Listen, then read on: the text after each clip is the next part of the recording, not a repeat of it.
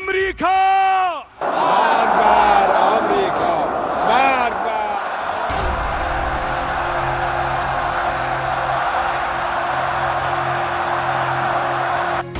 अस्सलामु अलैकुम व रहमतुल्लाह।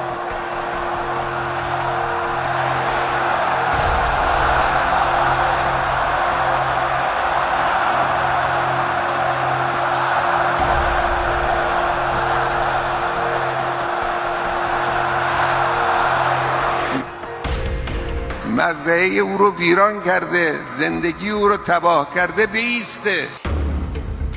क्या इजराइल बनाम अरब वर्ल्ड युद्ध शुरू हो चुका है?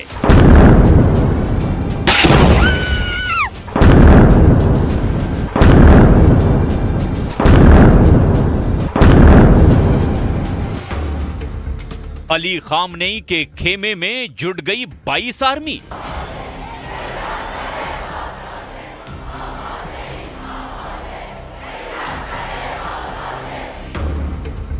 अब अमेरिका तक पहुंचेगी युद्ध की चिंगारी।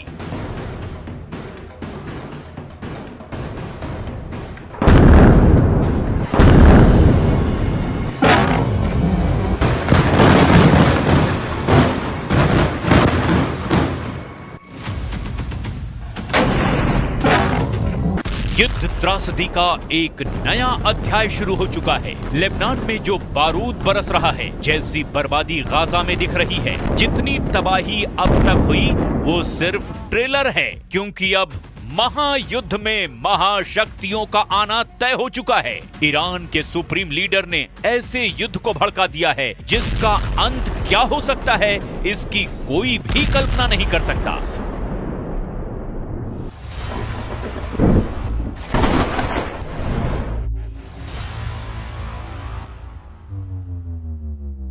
ईरान के सुप्रीम लीडर ने इजराइल के खिलाफ खुद हथियार उठा लिया है। राइफल दिखाकर खामनेई ने नेतन्याहू को धमकी दी है कि इजराइल धरती के नक्शे से गायब हो जाएगा। सुप्रीम लीडर के बारूदी भाषण के बीच तेहरान में इजराइल की बर्बादी की कस्में खाई गई हैं। नसरल्लाह और इस्माइल हानिया की तस्वीरों की प्रदर्शनी लगाकर ईरान ने इजराइल से आर पार की जंग का ऐलान कर दिया है।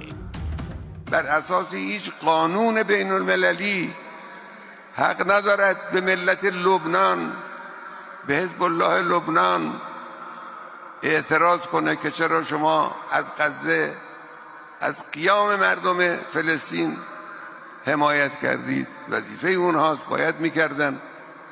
این دیگه هم حکم اسلامی است، हम कानून अकलीस हम। ईरान की ग्रैंड मस्जिद से उठा युद्ध का ये उन्माद खाड़ी मुल्कों को दहलाने जा रहा है। ये हुंकार, ये ललकार सिर्फ इजराइल भर के लिए नहीं है। धमकी अमेरिका को है, यूरोप के उन देशों को है जो इजराइल के साथ हैं और इजराइल को हथियार दे रहे हैं, जो इजराइल के लिए युद्ध के अखाड़े में हैं, जिनके पास एटम बम हैं। यानी ईरान इजराइल टकराव अब दो देशों का युद्ध नहीं रहा, ये महायुद्ध है जिसमें एक तरफ इजराइल है तो दूसरी तरफ पूरा अरब वर्ल्ड। तेहरान की गलियों से इजराइल की बर्बादी तक जंग का ऐलान हुआ है।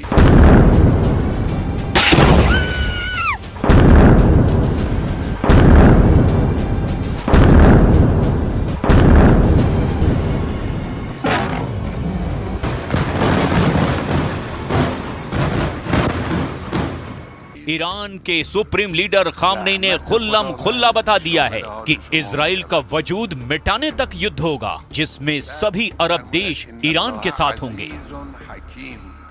दुश्मन मिल्लत ईरान همون دشمن ملت فلسطین است، همون دشمن ملت لبنان است، همون دشمن ملت عراق است، دشمن ملت مصر است، دشمن ملت سوریه است، دشمن ملت یمن است. دشمن یکی است، شیوه های دشمن در کشورهای مختلف است.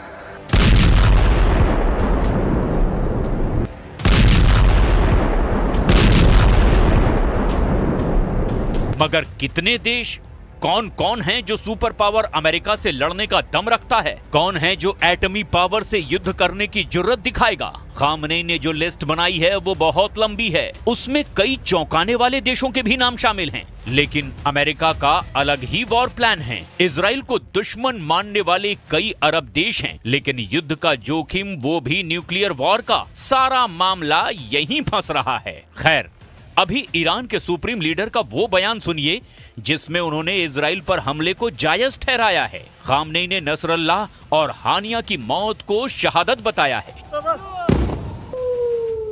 سال گذشته همین ایام تقریبا انجام گرفت یک حرکت درست منطقی قانونی بین المللی بود و حق با فلسطینی ها بود. अरब लीग में 22 देश गिने जाते हैं, जिनमें से कई सोमालिया, सूडान और जिबूती जैसे हैं, जिनके खुद के घर जल रहे हैं। ऐसे ही खामनेई के बुलावे पर अफगानिस्तान और यमन जैसे तबाह हो चुके मुल्क लड़ाई में शामिल होंगे, कहना मुश्किल है। इजराइल के खिलाफ ईरान के धर्म युद्ध में पूरी दुनिया के मुस्लिम बहुल देश कूदने जा रहे हैं। फिलहाल जिन देशों ने खुल करके इजराइल का विरोध किया है वो उंगलियों पर गिने जा सकते हैं। इजराइल से युद्ध के लिए सबसे ज्यादा फड़फड़ाता तुर्की दिखाई दे रहा है। राष्ट्रपति एर्दोआन ने इजराइल को बर्बाद करने की धमकी भी दे रखी है। तुर्की के पास युद्ध का पासा पलटने का दम भी है। तुर्की नेटो फोर्सेस का सदस्य है, जिसके इनकर्लिक एयरबेस पर अमेरिका के 50 एटम बम तैनात हैं। तुर्की में रखे एटम बम को B-61 न्यूक्लियर वॉर हेड कहा जाता है। अमेरिका ने तुर्की में रखे एटम बम को अपग्रेड भी कर दिया है। तुर्की अमेरिका से मिले F-16 जेट से इन एटम बमों का इस्तेमाल करने की ताकत रखता है।